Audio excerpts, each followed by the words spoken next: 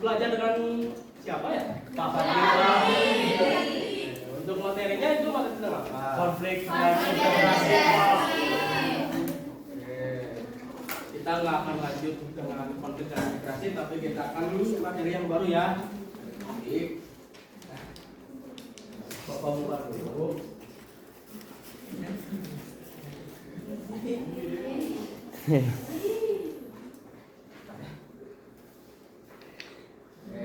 Sebelum ke pematerian, kelihatannya pada lemes-lemes nih. Gimana kalau kita kobarkan semangat terlebih dahulu? Kalau Bapak bilang selamat siang, kalian jawab dengan siang komandan. Ya.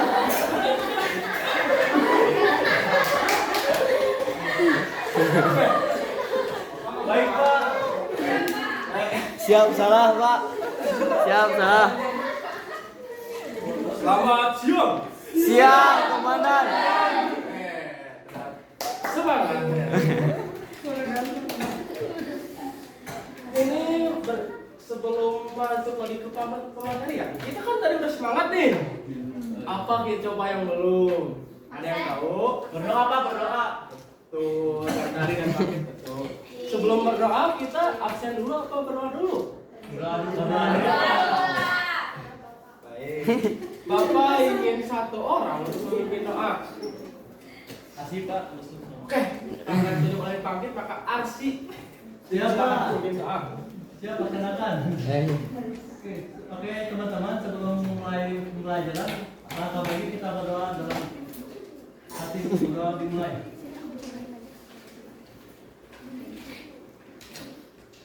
Berdoa dicukupkan. Beri salam. Waalaikumsalam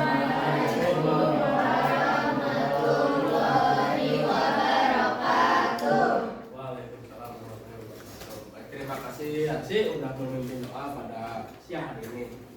Sebelum kita lanjut lagi kepada materi yang akan kita pelajari, mari kita absen terlebih dahulu. Bagaimana cara absennya sih Pak? Nih, kalian cek kiri, cek kanan, apakah ada teman kalian yang tidak hadir? Ada, Pak. Junun Pak. Kenapa tuh Junun? Kayaknya sakit. Kita doakan yang terbaik untuk Junun. Dan Egi kenapa Egi? Egi menghilang.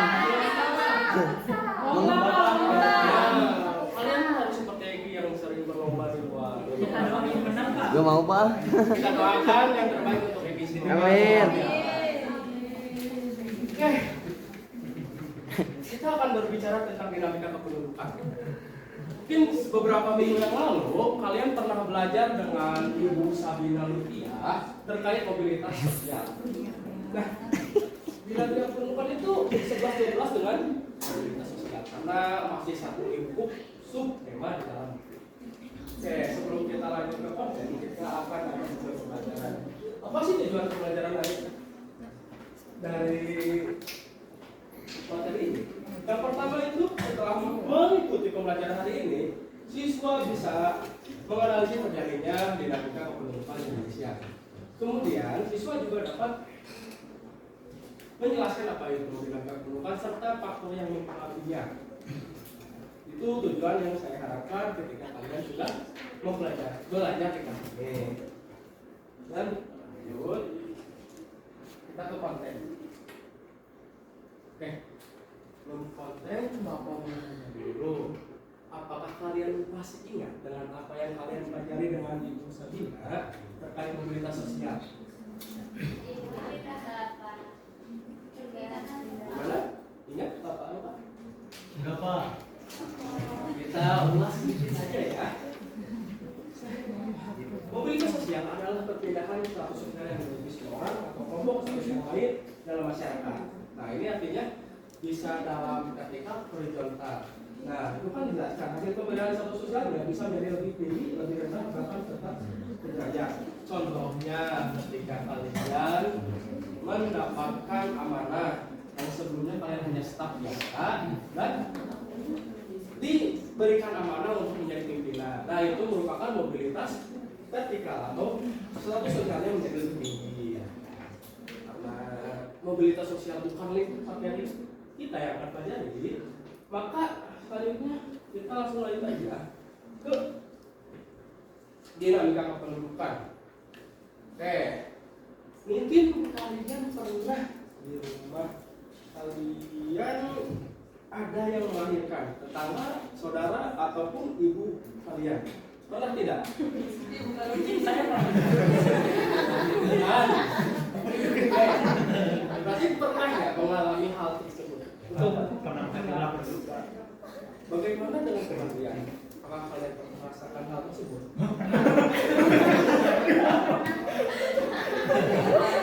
Maksud saya tuh kalian pernah nih saudara kalian dan kalian lahirkan. Kenapa? Semoga amal ibadahnya gitu. Amin. Dan maka dari itu kedua hal tersebut merupakan dinamika kependudukan. Kenapa? Karena dua hal tersebut dapat mempengaruhi jumlah penduduk. Seperti yang dikatakan layar depan, bahwasanya dinamika penduduk adalah perubahan jumlah penduduk pada suatu wilayah yang disebutkan tiga faktor: kelahiran yang tadi disebutkan dan mortalitas. Selain itu juga ada faktor lain yaitu migrasi. Nah, migrasi itu adalah perpindahan orang keluar negeri. Nah, itu bisa dikatakan dengan migrasi. Dan dinamika kependudukan ini dapat dicatat atau melakukan sensus penduduk selama 4 atau 5 tahun yang dilakukan oleh pemerintahan. Kita lanjut ya.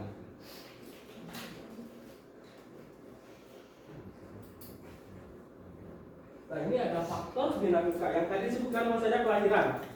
Kelahiran merupakan salah satu bentuk dari dinamika kependudukan, yaitu faktor yang akan menambah jumlahnya penduduk di dalam suatu wilayah. Contohnya itu di mana dihitungnya dari setiap 10.000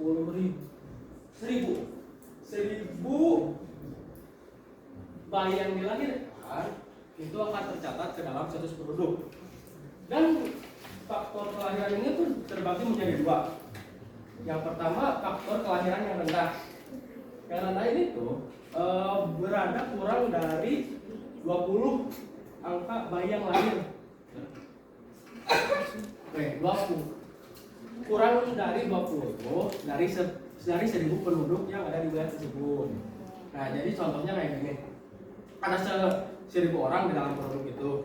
Nah, di dalam 1 tahun, kan ini status penduduk 1 tahunan ya, atau beberapa tahun, nggak bulan ataupun hari dicatatnya. Dalam kurun waktu 1 tahun itu dicatat ada berapa sih bayi yang lahir, apakah dia itu lebih dari 20 atau kurang dari 20. Kalau kurang dari 20, maka itu masuknya kepada tingkat kelahiran yang rendah. Nah, selain itu juga ada tingkat kelahiran sedang. Sedang itu berkisar di sekitaran 20 hingga 30 bayi yang dilahirkan dalam 1 tahun tersebut. Dan terakhir adalah tingkat kelahiran yang tinggi, yang dimana berada di angka 30 ke atas dalam 1 tahun, periode 1 tahun tersebut. Kemudian ada kematian. Kematian sama seperti kelahiran, itu dicatatnya dari 10.000 penduduk yang berada di wilayah tersebut, dan ini juga terbagi ke dalam 3 jenis. Yang pertama itu ada rendah, sedang, dan tinggi. Yang rendah itu berada di angka 9 atau kurang dari 9 orang yang meninggal pada 1 tahun tersebut atau dalam periode 1 tahun tersebut. Dan periode sedang berada di angka 9 hingga 13 dalam periode tersebut. Dan terakhir di angka kematian yang tinggi itu berada pada angka 19 ke atas. Jika di wilayah kalian 19 dalam 1 tahun ada 19 lebih yang meninggal, maka itu termasuk kepada tingkat kematian yang tinggi. Dan terakhir ada migrasi. Migrasi ini terbagi menjadi 2 jenis juga. Yang pertama migrasi internasional dan migrasi nasional.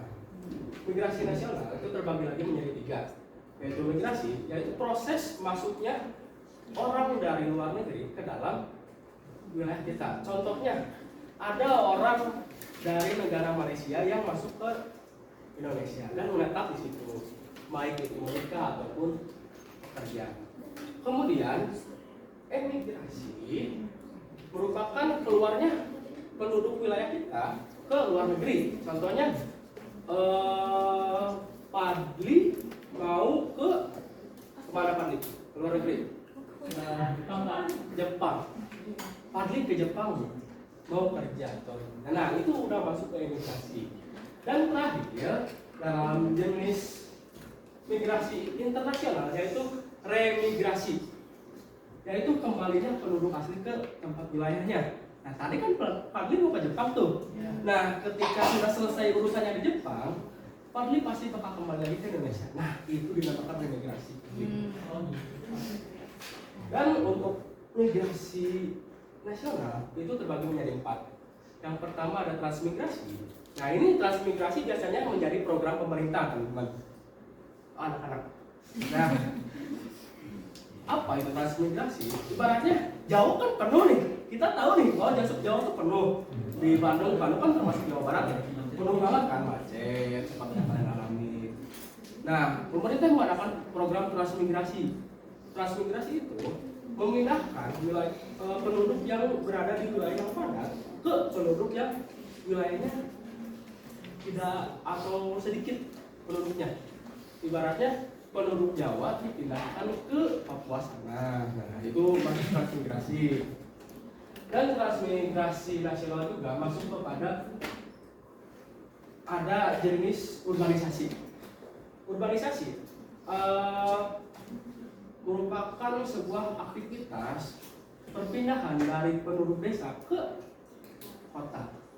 Mungkin ada ibu atau bapaknya yang dulunya di desa kemudian ke kota. Apakah ada teman-teman? Masih ngantuk ya teman-teman? Semangat lagi enggak? Udah mau bayar Pak. Tepuk semangat lagi. Selamat siang. Siang, Komandan. Dan ketiga ada ruralisasi. Ruralisasi itu kebalikan dari apa? Kebalikan dari apa? Urbanisasi. Tadi siapa yang menjawab?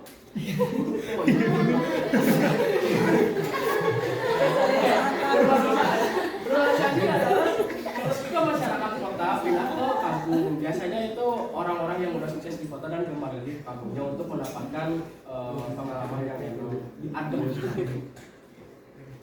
Dan dari jenis migrasi nasional itu yang terakhir itu ada sirkulasi. Kalian ada yang berasal dari luar daerah Bandung? Apakah ada? Nah, kalian di sini kan untuk menuntut ilmu. Nah, itu udah masuknya ke sirkulasi karena sirkulasi itu merupakan perpindahan penduduk untuk melakukan satu kegiatan tertentu dan kembali lagi ketika kegiatan tersebut selesai.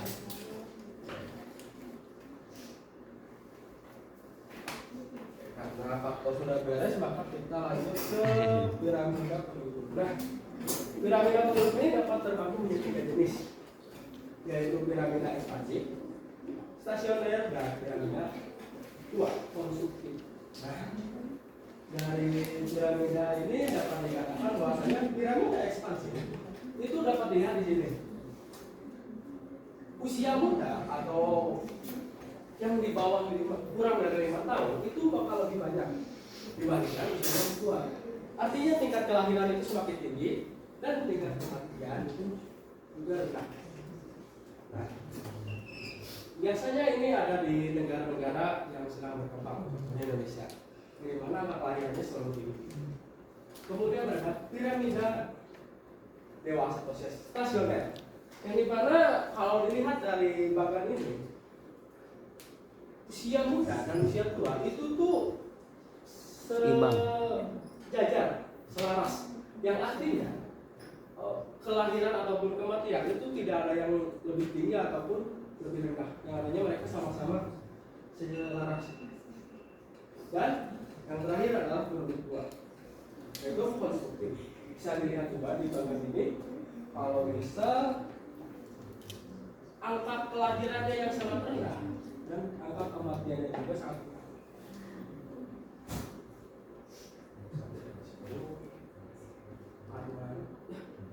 Udah pada ngantuk lagi ya? Lagi merhatiin Pak, lagi merhatiin Pak. Kita kuis aja langsung. Nah. Oke. Saya bagi kelompok dulu ya. Yang pertama kelompok kiri Bapak, sebelah sana, dan kelompok kanan Bapak. Nah, jadi ada dua kelompok besar teman-teman. Nah, di kelompok besar itu coba pilih salah satu yang akan menjadi penjawab pertanyaan di depan. Oke, dari bagian kiri Anggun. Dari bagian kanan siapa? Fadli Pak. Fadli. Jadi sistemnya kalian siapa yang cepat antara dua orang itu, siapa yang cepat itu mengangkat tangan itu yang akan menjawabnya. Nah, Bapak bacakan soal terlebih dahulu. Dinamika kependudukan disebabkan oleh tiga faktor, yaitu faktor kelahiran, kematian, dan migrasi. Dalam satu wilayah angka kelahiran menyentuh 20. Nah, dalam satu wilayah angka kelahiran menyentuh 28 per tahun. Maka wilayah tersebut memiliki angka kelahiran. Oke. Silakan Fadli. Jawabannya D Pak, rendah. Kita coba.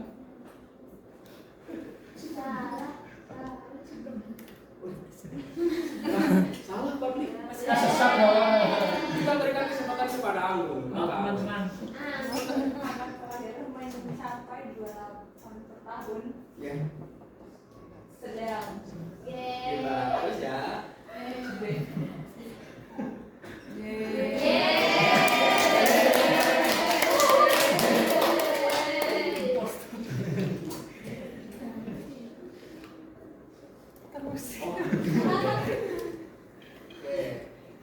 Poinnya 1 dan kelompok ini 0. Soal yang kedua, terdapat 3 jenis piramida penduduk, yaitu spasif, stasioner, dan produktif. Jika di suatu wilayah terdapat penduduk yang memiliki angka kelahiran yang tinggi dan angka kematian yang rendah, maka wilayah tersebut termasuk pada jenis piramida penduduk. Yuk, siapa?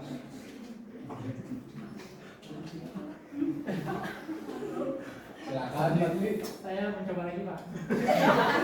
Jawabannya apa? Ekspansif. Kita coba.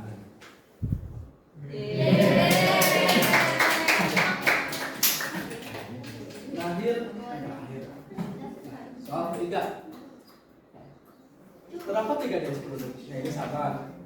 Jika di suatu wilayah terdapat memiliki penduduk dengan angka kelahiran dan kematian yang seimbang, maka wilayah tersebut termasuk pada jenis piramida penduduk.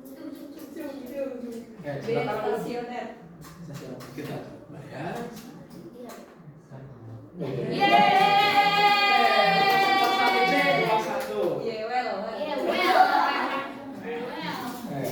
Ini angka kematian. Mortalitas merupakan angka yang menunjukkan jumlah kematian dari setiap 1000 penduduk per tahun. Jika angka kematian di suatu wilayah menyentuh angka 20 per tahun, maka wilayah tersebut memiliki tingkat kematian.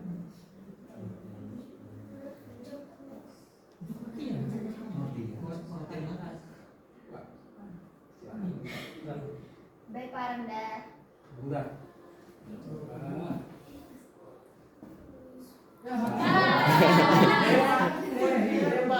Karena perwakilannya silakan. Tinggi Pak. Tinggi. Setelah dirga juga tinggi. Skor 3-1. Karena skornya sudah 3-1, maka pemenang sudah ditentukan teman-teman. Bahwasanya pemenang akan berada di posisi kiri Bapak. Berikan tepuk tangan. Dan sebagai hukumannya untuk Yang jawab. yang menjadi penonton boleh ke depan dulu. Ayo. Fadli.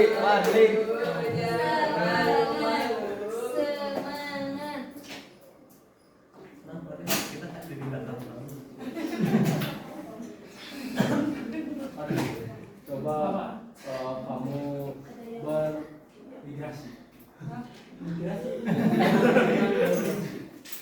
Saya dari sini. Ya. Saya pindah ke sini. Itu migrasi bukan Pak? Betul nggak teman-teman? Betul. Kenapa? Karena ada panggilan dapat dari yang satu pas yang lain. Betul, karena Panli yang awalnya dari kelompok sini pindah ke kelompok. Nah, Panli sudah mendemonstrasikan postur. Nah, karena kalian sudah melihat contoh dari migrasi, demonstrasi migrasi, Bapak ingin memberikan tugas untuk di minggu depan, yaitu dengan kalian membuat skenario terkait dinamika kependudukan yang nantinya akan didemonstrasikan di depan kelas minggu depan. Saya boleh duduk Pak? Boleh. Ya. Sudah ya sampai di sini ya. Oke, asik. Dapat disimpulkan bahwasanya dinamika kependudukan merupakan naik atau turunnya suatu jumlah penduduk di dalam wilayah. Hal ini dapat disebabkan oleh 3 faktor tersebut. Dan dinamika kependudukan ini berkaitan erat dengan dinamika penduduk ini karena komposisi penduduk yang disebabkan oleh dinamika kependudukan akan menjadi ketiga piramida tersebut, yaitu stasioner, yang berkembang dan paling bawah itu. Nah, dan terakhir, apakah ada yang ingin menyimpulkan apa yang didapat hari ini?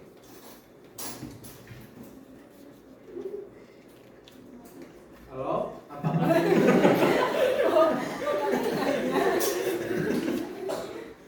apakah ada yang ingin menyimpulkan atau memberikan refleksi? Udah senangkah hari ini atau gimana? Senang komandan. Kita cukupkan aja ya untuk pembelajaran hari ini. Jangan lupa untuk tugasnya dikerjakan. Bapak pamit undur diri. Wassalamualaikum warahmatullahi wabarakatuh. Waalaikumsalam warahmatullahi wabarakatuh.